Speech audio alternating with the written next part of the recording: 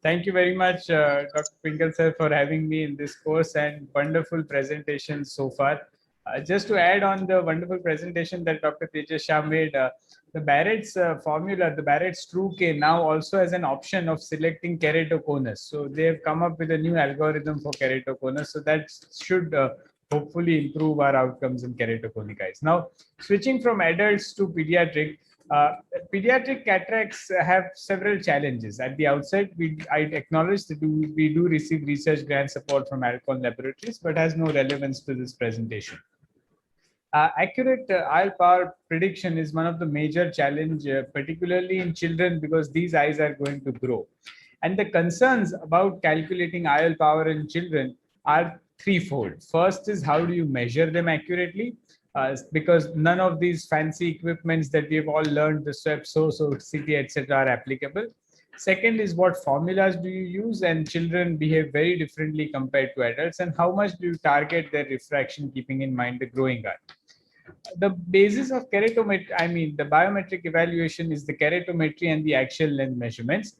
And generally, children, pediatric patients, generally 3, 4, 5 years or less, will not allow you to do a biometry or a keratometry or a topography. So you need to do them under anesthesia. Handheld autokeratometers these days are fairly accurate. And if axial length by, of course, immersion as far as possible. Contact is done only in very, very small eyes, where in spite of using a pediatric Traeger shell, sometimes the eyes are so small that the probe doesn't fit. There are certain individuals who feel that if you do not get a good reading, you can use standard case. However, although this article has been published almost 15 years back, we would recommend to stay away from using standard values. And it's been shown quite comprehensively that contact scan, like in adults, is not as accurate even in pediatric compared to immersion, and therefore immersion should be preferred. Optical biometry, of course, is limited to older children more than 5, 6, 7 years of age who will sit on the optical biometer and allow good readings.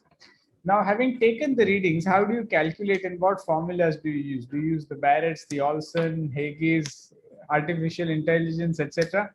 So there has been several articles in literature, and all of them give different answers. And that's because pediatrics is still not as comprehensively solved, the challenge of pediatric eye growth, as compared to adults.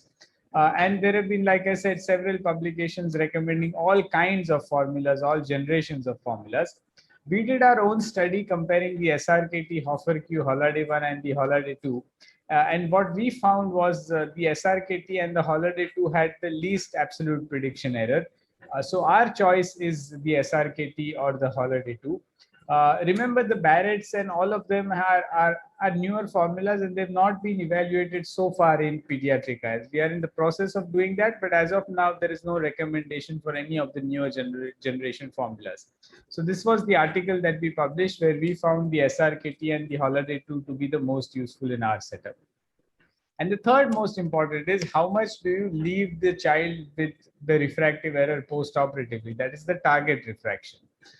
So the ocular growth varies on the age of the surgery and the laterality of the the cataract. So unilateral cataract will behave differently compared to a bilateral cataract. With age, there is a more myopic shift of the eye. When it starts with the newborn, it's more hypermetropic, and it becomes myopic over a period of time. And therefore, there is changing refraction over periods of months and years. The average axial length of a newborn is around 16.6 millimeters, and the growth varies in 3 different phases. The most rapid is the postnatal phase of up to 6 months. The slower infantile phase is up to 18 months, and the juvenile phase is 18 months onwards until late teenage. Several normative databases have been published regarding the age generalized axial lengths. However, cataract eyes is a diseased eye, and all of these normative databases are for normal eyes. So the rate of axial growth is higher in children who are operated less than 1 year of age. It's higher in pseudophakic eyes compared to aphakic eyes, and we found the similar results in our own aphakia versus pseudophakia randomized trial. It is higher in unilateral pseudophakia. So in a unilateral cataract, the eye with cataract and pseudophakia is likely to grow more than the normal eye. Uh, the only good point is that visual axis obscuration, or PCO, which always occurs in almost all children less than 1 year of age, if not managed appropriately intraoperatively, does not affect the rate of axial growth. So how do you target? What IOL power, what target refraction do you use? It depends. There are two schools of thoughts. The first school of thought is to make the child emetropic at the very beginning, so that there will be good visual stimulation going into the side center of the brain, and that will lead to less amblyopia. The major drawback here is that there is a very high likelihood of severe myopia and high grades of myopia occurring in the long run. The second more commonly followed strategy is to leave behind residual hypermetropia, or what is called as undercorrection, which has a potential for greater embryogenicity in the early postoperative period, with lesser chances of developing extremes of myopia in the future. The most commonly followed strategy, like I said, is to undercorrect. And there are several theories, there are several papers, and there are several stalwarts who use different ways of undercorrecting based on age and so on and so forth. So undercorrection depends on the age, the axial length, and laterality. So if it's a unilateral cataract, of course you undercorrect less, because you don't want to create too much of an ametropia between the two eyes. Bilateral cataracts are relatively easier to target. So in the existing strategies, the first guidelines that were being used are the Dahan's guidelines, where children less than 2 years were classified based on the axial length, and just by measuring the axial length, you will choose the IOL power, not taking into consideration anything else, including keratometry. Plager and his colleagues suggested post-operative refractive goal according to age. So they started with slightly older children. So 3 years, you have a goal of +5 and keep reducing as the child keeps growing, the age keeps growing.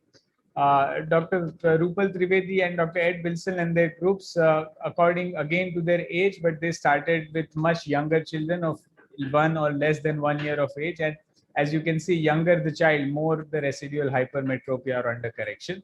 And having gone through several of these articles, as well as studying our own data, we follow this kind of strategy rather than the amount.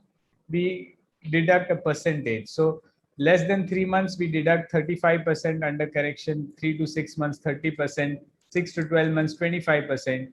And as the age keeps increasing, lesser and lesser undercorrection. And anything beyond 6 or 7 years of age, we hardly undercorrect anything much.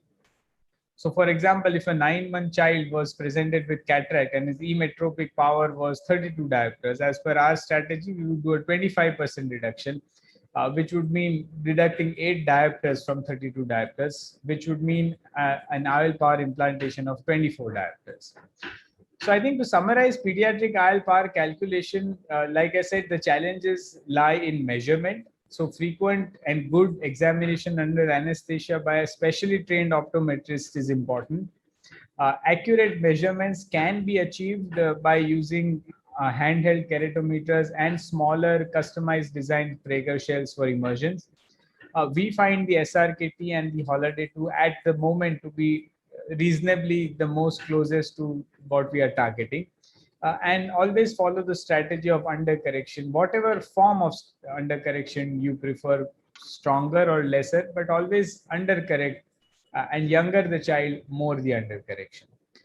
So with this, I would like to end my talk, and thank you very much for the opportunity and the patient listening.